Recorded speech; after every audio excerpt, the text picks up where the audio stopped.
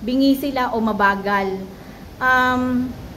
Ang gusto ko lang malaman sa inyo, Attorney Virgie, mensahe nyo unang-una sa mga mambabatas natin. Short message lang, bragging statement for our legislators and also sa ating mga head of agencies na may kinalaman na parang magsolusyon at umaksyon dito sa oil spill na to. Sa ating Senado, manood lang kayo ng TV, magbasa ng dyaryo, magbuksan ng inyong mga Facebook, makikita nyo na kaagad yung extent, no, laki, lawak ng inabot na ng oil spill at ang reklamo ng mga mangingisda. Kami ngayon ay narito, no, para sabihin ang lahat ng mga demands na yan. At isa dyan yung Senate inquiry. No?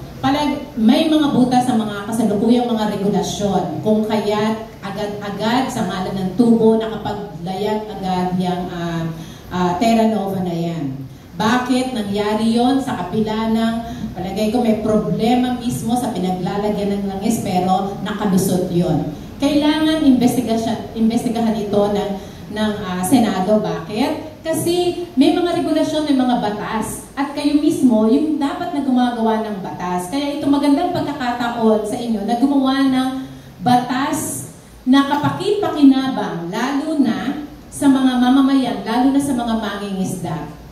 Para din tingnan at hindi na maulit yung napakarami ng oil spill. Sa administrasyon nga na ito, 2 na.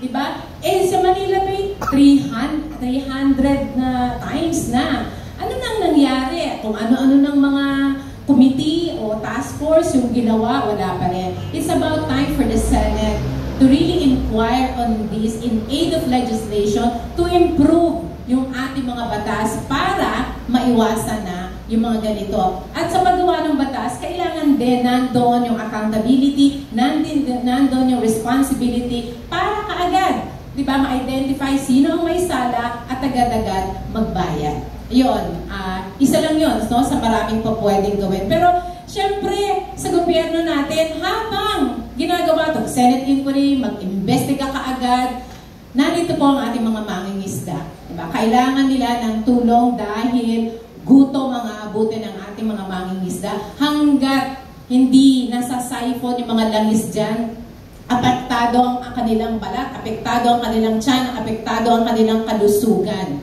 Diba? Ay siguro naman lahat nakakaalam doon sa kantang langis sa tubig. Kaya nga pinaliwanag ni kasamang Pops, mas madaling linisin, mas madaling alisin, mas madaling isiphon kapag nandyan sa dagat kesa pa humampas na yan sa mga bato dahil mas mahirap na siyang tanggalin. At pag nandun sa bato na, mas mananatili na dyan and therefore mas magiging malaki ang danyos sa kalusugan ng mga mamamayan. Yun lang.